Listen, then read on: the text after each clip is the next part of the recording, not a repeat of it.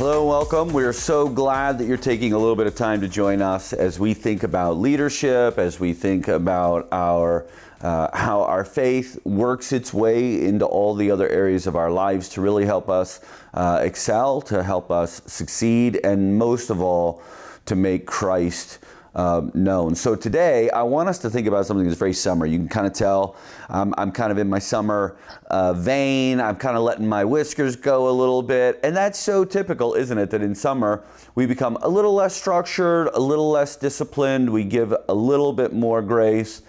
And that can happen in our faith, and it can also happen in our leadership. And one thing that I want to really challenge us not to let up on is our leadership disciplining, our leadership correcting. And I'll get into it in just a minute. There's a habit that I have that each year I try to find a different reading plan. Obviously, I've been reading through the Bible since I was 17 years old, so 33 years every year, at least once. Most years I read through it a couple times, and so just to mix it up, just to mix up the order and different things.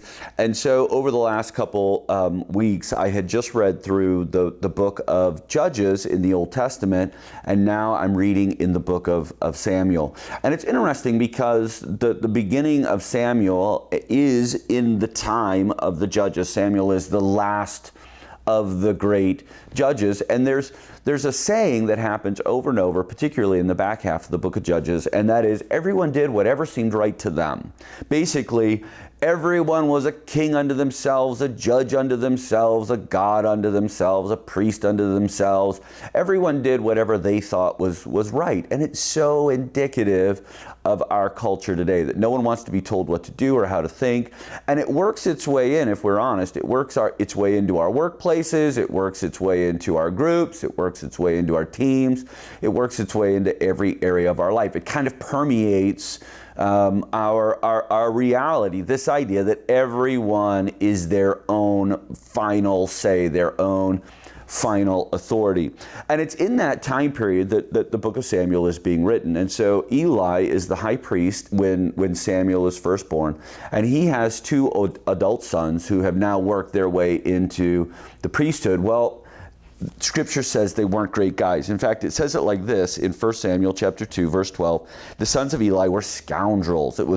That's a scandalous word for the Old Testament.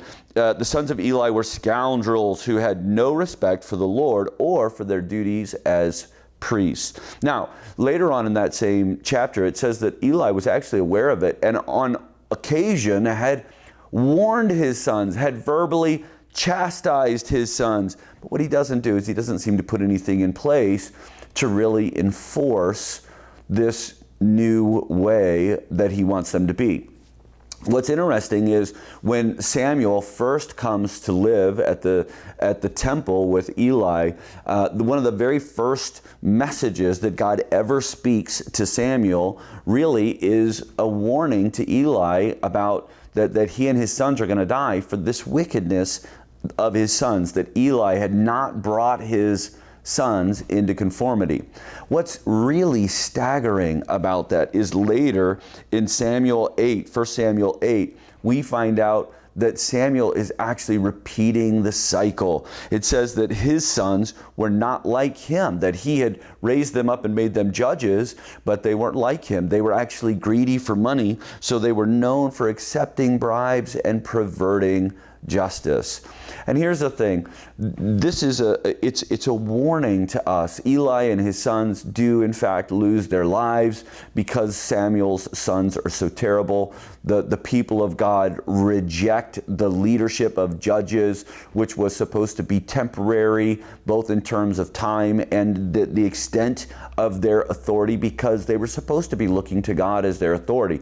And so what happens is when authority doesn't really live up to its requirements, when it doesn't really live up to what is needed from it, what happens is those leadership structures really begin to fail and crumble, and people go off looking for other forms of authority, other final say in their life. And so it's so important that we as leaders that we really bring discipline, that we really bring correction, that we really bring order, and don't allow chaos and everyone just to sort of have their own say and opinion about just everything. And as a leader, that can be really tough, right? Because none of us want to be authoritarians. None of us want to be command and control kind of leaders. And yet, a very old leadership axiom or maxim is that a leader is known for what they reward and what they allow. In other words, people know what you really care about because it's the things that you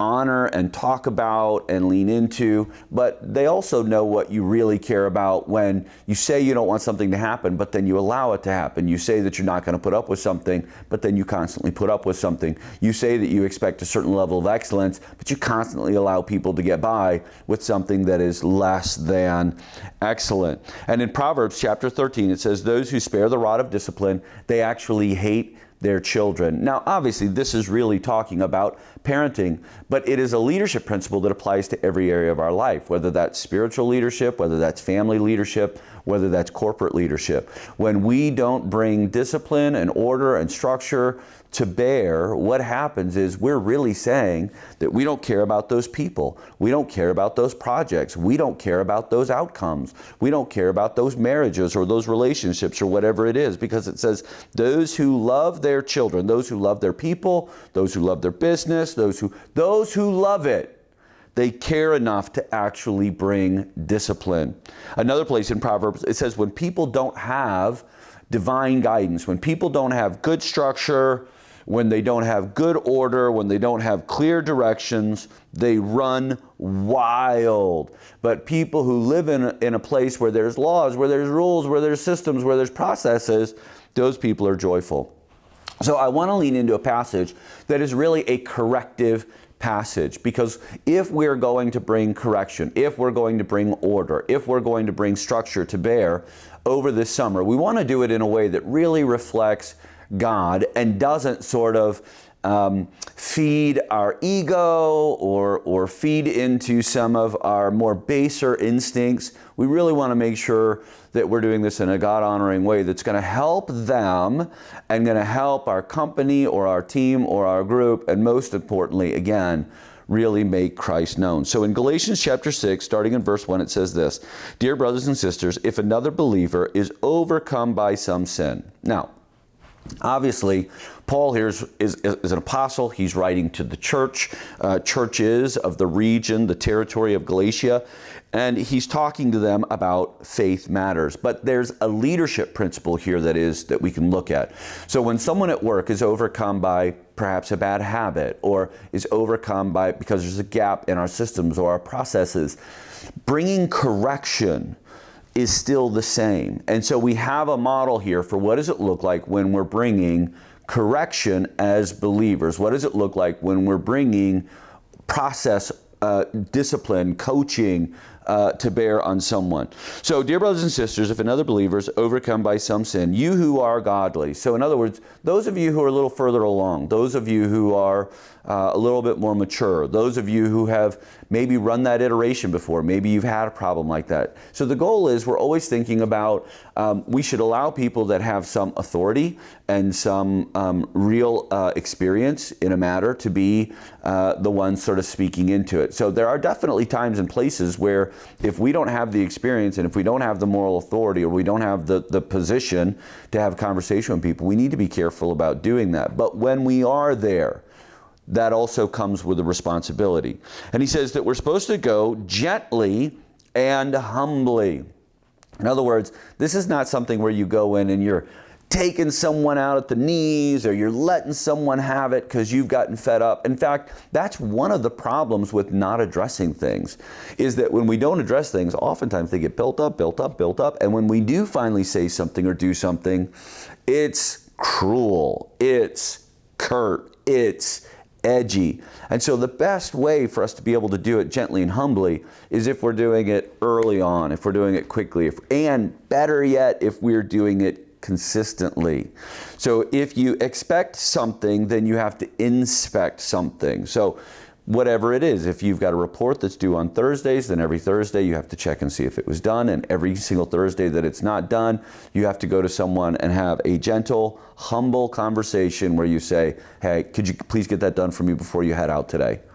So we just have to be consistent, we have to be gentle, we humble, and we have to make sure that we're actually helping the person. That's what it says. Gently and humbly help that person back onto the right path. That's our goal. That's really why we're bringing discipline. That's really why we're bringing coaching. That's really why we're bringing structure, is we want our people to succeed. We want the people at our work to succeed. We want the people in our community to succeed, our family, our coworkers, whoever it is, our group, our teams, wherever it is, our goal is to help them succeed. Here at The Well, we say that our mission is to love people into a deeper level of relationship with Jesus. We're trying to grow them deeper in their maturation, in their spiritual development, because we want to help them. We want to see them succeed.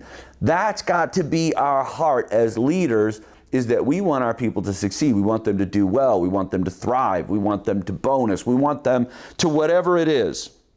So, dear brothers and sisters, if anyone is overcome by something, you who are a little further along, you gently, humbly, go help that person out to be able to get that across the finish line, to be able to get that task accomplished, to be able to succeed in whatever there is. And be careful that you don't fall into the same temptation yourself. Be careful not to fall prey to the same systemic gap. Be careful not to give yourself permission, right? Because it's summer, right? Let's all take a pass on our report. Let's all not worry about getting in whatever it is that we're supposed to do. And he says, don't do that. Make sure that you're disciplining yourself, and make sure that you're disciplining others as well. And then he goes on in verse 2 and he says, share one another's burdens.